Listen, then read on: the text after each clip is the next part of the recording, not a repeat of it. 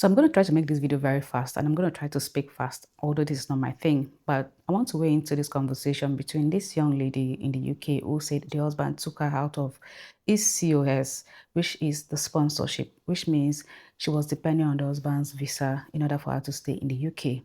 She mentioned a lot of things that went wrong. I haven't listened to the husband's part of the story, but I'm going to be basing my discussion on her own part of the story. First, she said that the husband brought her to the UK and the husband has always reminded her that he brought her to the UK and that she did not contribute anything towards their coming. To that effect, she didn't say I contributed or I did not contribute. That means the husband is correct. Secondly, she also said that the husband's work time is limited to 20 hours while she has unlimited. And that automatically puts her as a financial lead in that family. And thirdly, she said whenever she got paid, the husband took all the money and only gave her a transport. And the reference at which she made this thing was within the space of 1 month. So within the space of 1 month, they've already had financial crisis. And fourthly, she also mentioned that she was supposed to give one of her siblings money on the third week of her work because she gets paid weekly. But the husband had taken all the money, so she couldn't meet up with her financial obligation. Now let's talk really quick. Well, first and foremost, your husband brought you to the UK, you did not contribute anything. So first I want to say that some people come to the UK with a lot of debt. For you to admit that you did not contribute anything towards your coming shows that your husband took full responsibility of the finances while coming. So yes, your husband has the right to that money because your husband is in debt. And you know very well your husband is in debt. And you mentioned that your husband takes all your money and gives you just a little after work. To be honest, that is all you need when you're just settling in the UK because your rent is going to go into that payment. You did not mention where your rent gets paid from or how the rent is being paid because your rent is monthly. Secondly, you said that your family needed to give your family money within the third week of you being in the UK. That is actually very silly for someone who admits to struggling.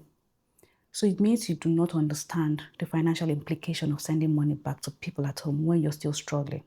If you did anything towards your coming to the UK within the first month you're working, shows you don't understand the plight of your husband, the plight of somebody who sold everything, the plight of the person who brought you to the UK with all he's got. And now you make money, and the first thing you want to do within your first 1 month of earning is to send some money back to your family at home when you have rent to pay. For you to be in the UK, your salary, I will assume, within the first few months cannot even cover your basic needs. Cannot. You have to work, both of you, to be able to make this money. And if you're on your husband's sponsorship and he has just 20 hours, it means he can't make money from anywhere.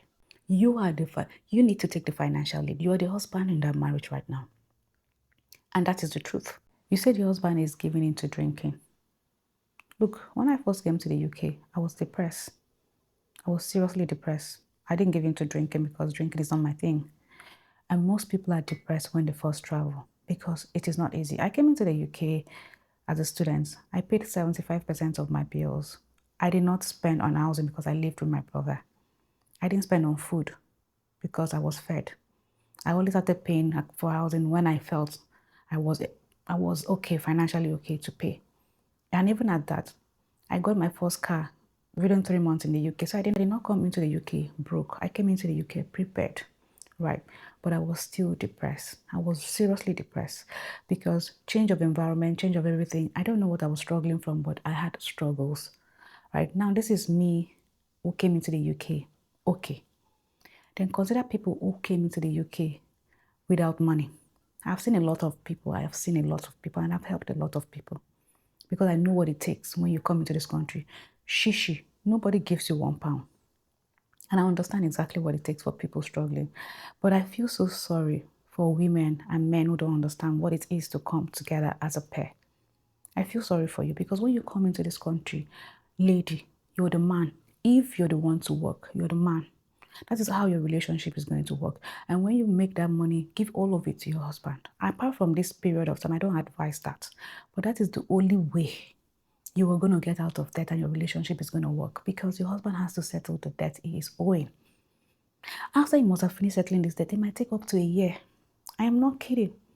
And when you're coming, I think men should also be transparent about this is it. You cannot be owing 25 million, 30 million to come to the UK. And you come to the UK first week, you want to send money back to your family. How is that realistic, darling? How? Where is the man going to take the money from to sort these problems? You're going to step into being the man, even if it's for 2 years. It's the long ride, darlings. You have to get used to it. You're not going to give your husband 40% and take 60. It's not going to solve your financial problems in the UK. You're going to give him 90%, and that 10% is going to be that transport you're using to work. In case you guys don't know, that's the truth. That 10% is the transport fare you're going to use to work. There's nothing slaying about you coming broke. You cannot slay when you're broke. Be honest with yourself. You cannot. So if you don't have this discussion with your partner, please don't come. And I'm quickly going to say something like, we should always learn to appreciate people who have brought us far in life. Or understand. Whether it is your husband, your wife who brought you, traveled with you, try to settle issues with the person because the person's intention while bringing you was good. Nobody will ever think that this person is going to betray them when they get somewhere and they'll bring them. So, live in the UK, live abroad, as a single mom, maybe you've got a strong family backing that will come and support you. But let's just put it like this. When you were working, those 4 weeks you mentioned you were going to work, your husband was babysitting. He didn't mention that. Someone has to babysit for you to go to work. But when you earn the money, it was your money.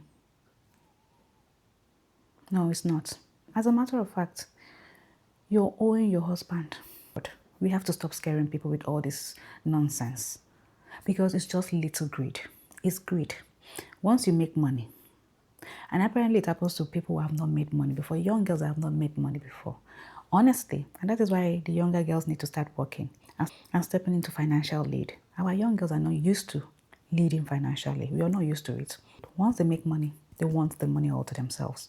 They forget about how they managed to make this money. You're working for it, yes, I work for it. That's not enough. That's silly. That's silly, I'll tell you. You work for it, yes, but you're owing somebody. You think it's your husband that is owing the person. You are owing the person. You're owing the money. So if it's your husband's money that he's bringing you, you're owing your husband. You're owing him pay. Paying. Enough of this nonsense, people. When somebody brings you somewhere, they use money to bring you. When somebody brings you to the UK, how did you get there, darling? Guys, it's the truth at the time. Let me stop talking. This video is too long. Take care and have a nice day. Bye.